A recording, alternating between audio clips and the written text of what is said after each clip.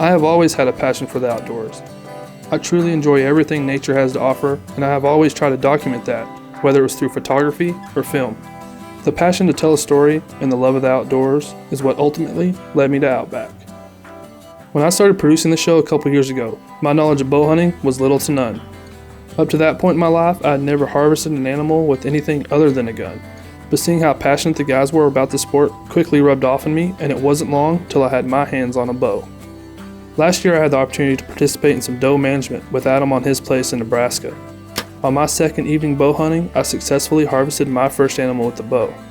But more recently I had the opportunity to join Joe of Rocky Mountain Ranches on one of his properties for a chance to come to full draw on my second animal, a pronghorn antelope.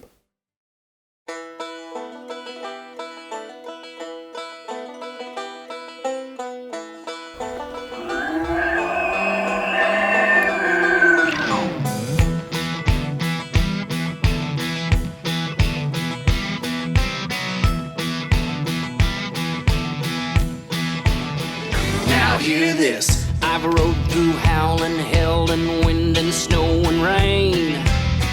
I am oblivious to misery and pain, and that iron in your gizzard, it will never go away. So long as you got work to do today, and there's a monster on your back, son, get your guts up off the trail. We got a job to do, and I promise we won't fail. One day you'll learn your scars and all the fearlessness you lack. Don't worry about that ornery Charlie bull, the monster's on your back.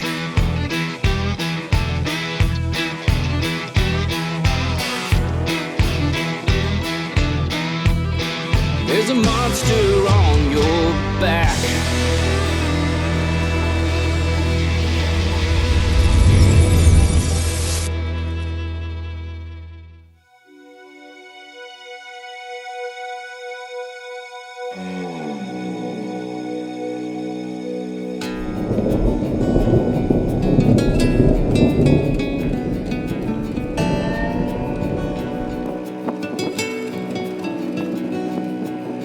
Show me the ways of horsemen, rope halter, snaffle, and bosel. Screw me down tight on the puckers. I wanna ride this colt through hell.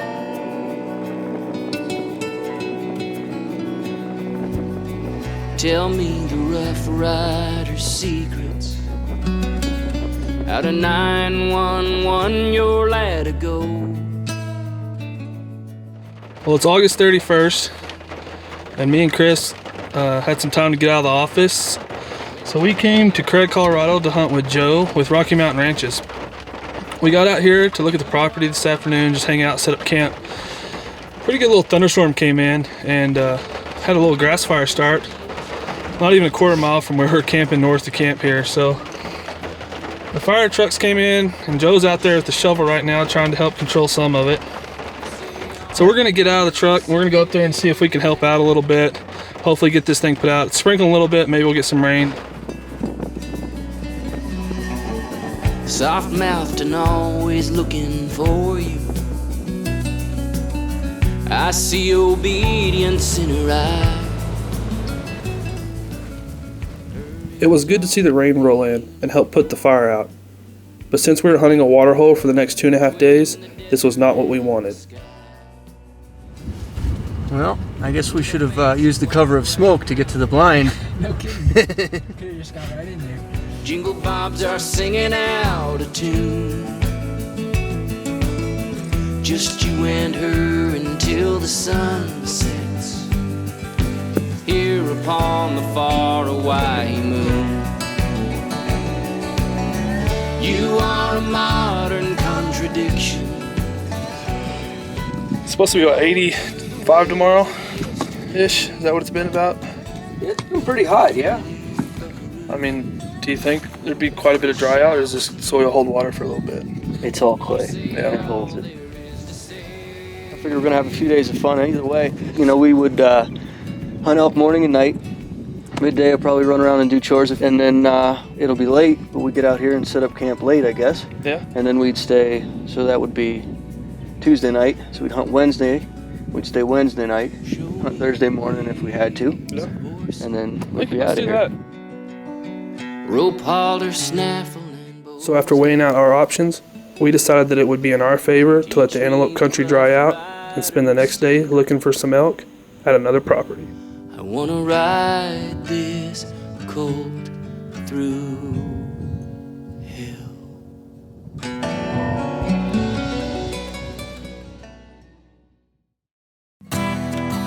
This segment brought to you by Kamsky Archery Solutions, maximizing your accuracy. Well, it's the first morning here with Joe with Rocky Mountain Ranches, out to one of his elk properties, stomp around and see if we see anything. If not, we will change our gears later this evening and go back to the antelope blind, and hopefully that country's dried up some. So we'll see what happens this morning.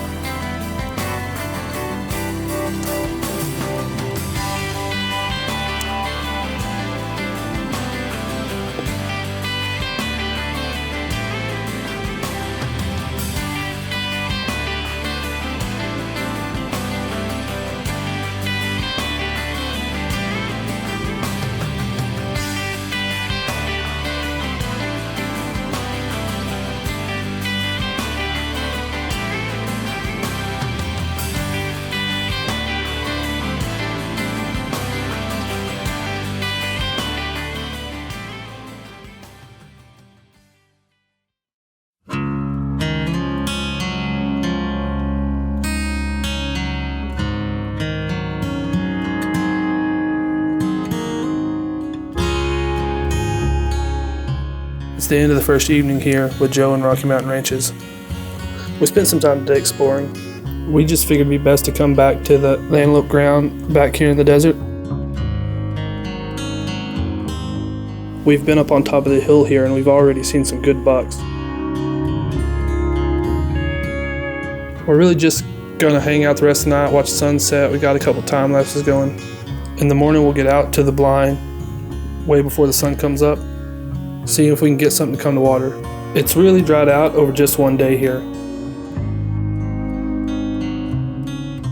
It's looking good. Hopefully with some heat tomorrow they'll get a little thirsty and come wander down to see us.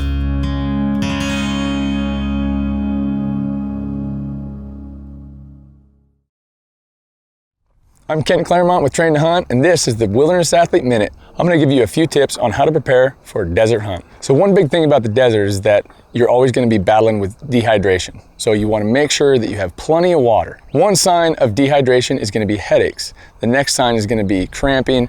And thirdly, your urine is going to be yellow. Overhydration is if your urine is the same color as water and you're urinating often. You just want to drink to thirst. So make sure you have plenty of water, drink to thirst, and stay hydrated. So one way to really save a lot of time in your training is to do some interval training. This is a great way to build your stamina, your strength, your endurance, and all you want to do is just start right where you're at. I recommend putting heavy loads in your pack and doing an hour to 90 minutes of just long, steady walks with somewhere between 80 and 120 pounds in your pack, just to simulate that long pack out. Consider these tips to help you be more successful on your next hunt. This segment brought to you by Hoyt. Get serious, get Hoyt.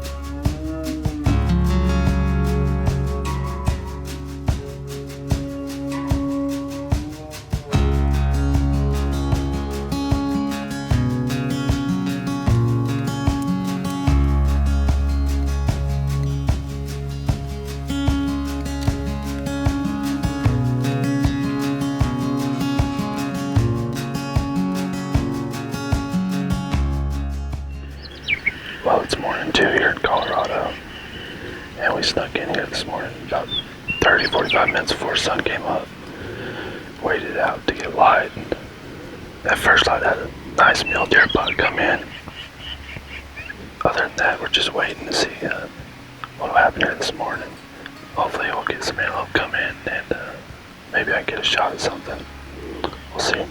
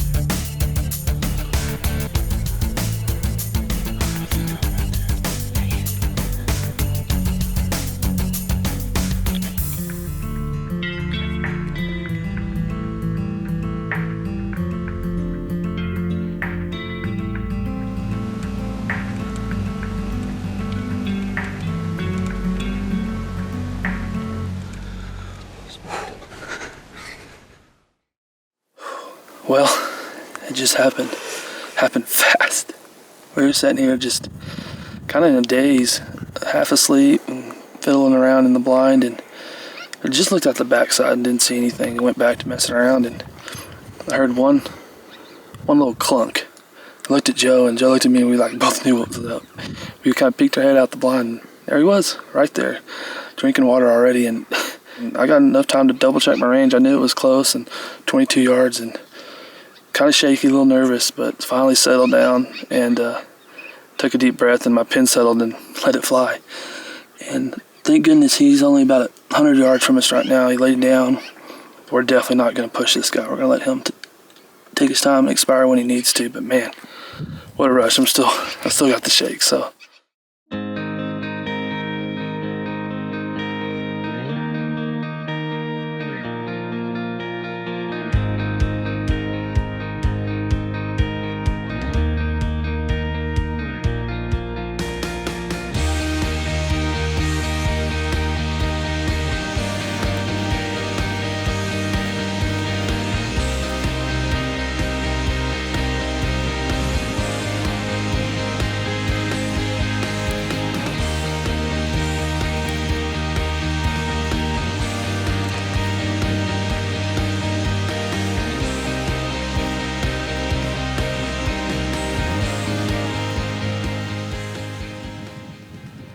That is sweet.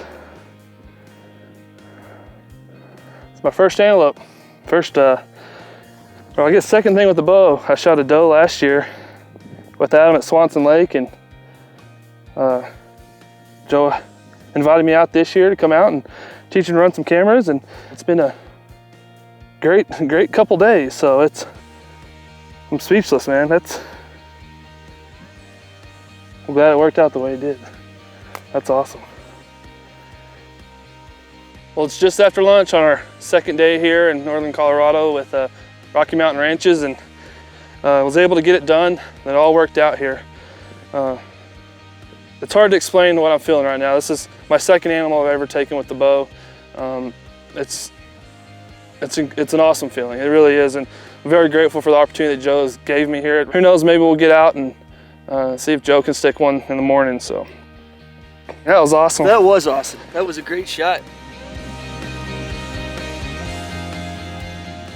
Joe, you really have some awesome properties, and you do things a little different than most people do, right? Yeah, absolutely. You know, we focus on private land, non-guided hunts, and you know, that gives people the ability to come out, do it on their own. Maybe they don't need a guide or don't want to incur the expense of a guide, but getting access to private land can be a good benefit sometimes, and that's basically what we focus on. Yeah, and we saw a lot of different properties yesterday, you know, a lot of elk properties, but every one of them, they all have their own flavor. I got to come out and see a property that Adam and Dave are going to come out here at the end of the month and hunt with you. But yeah, I'm looking forward to seeing Adam and Dave out here. Yeah, they'll be out here towards the end of September and going to get out in elk woods and see what they can do here. And who knows, I may join them on that hunt and be the camera guy and go back to my original role and doing what I do. So. Well, I'll tell you what, you guys are welcome back anytime. Well, I appreciate it. Thanks again, man. Thank you.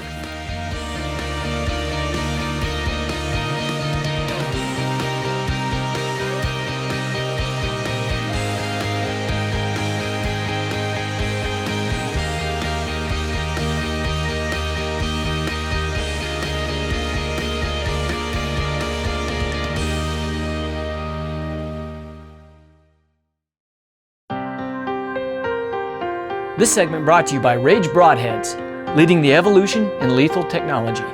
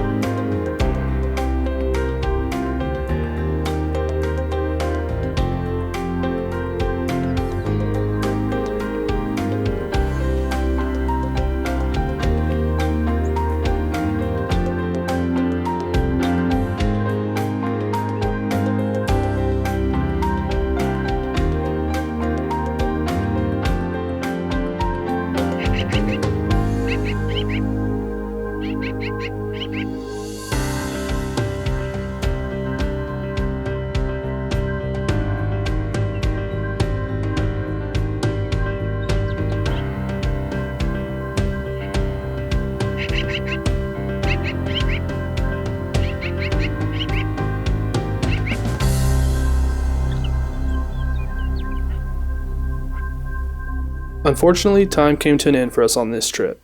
Joe had clients coming into town, and Chris and myself had to head towards Wyoming to film Trevin and Sean. Luckily for Joe, he was able to make it out on the last day of the season to try and fill his 2015 Colorado Antelope tag.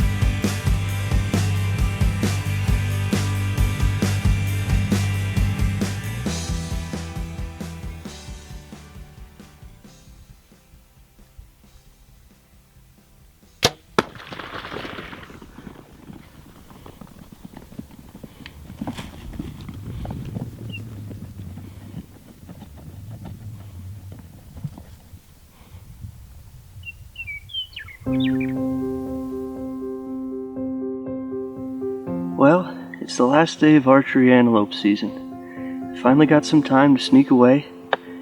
Came out here this morning. It was pretty cold, about 30 degrees. Just starting to warm up, starting to get some sun. It's about 8:30. Had a group of antelope come in. Nice little buck in there. Made a great shot. He didn't go 20 yards, and he's laying over there right now, so I'm pretty excited.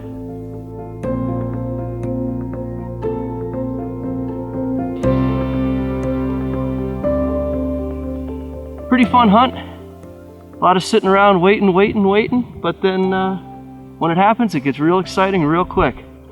And as usual, I did not see these animals coming in. I was messing around with the camera, and I looked out one of the holes, and I could see a doe staring right in the hole at me. And I didn't know if she could see me or not, but it's always one of those feelings like, oh boy, I'm busted. But luckily she couldn't really tell what I was, and she eventually decided to come to the water, and then the whole group came in. The buck was the last one in, but a lot of fun.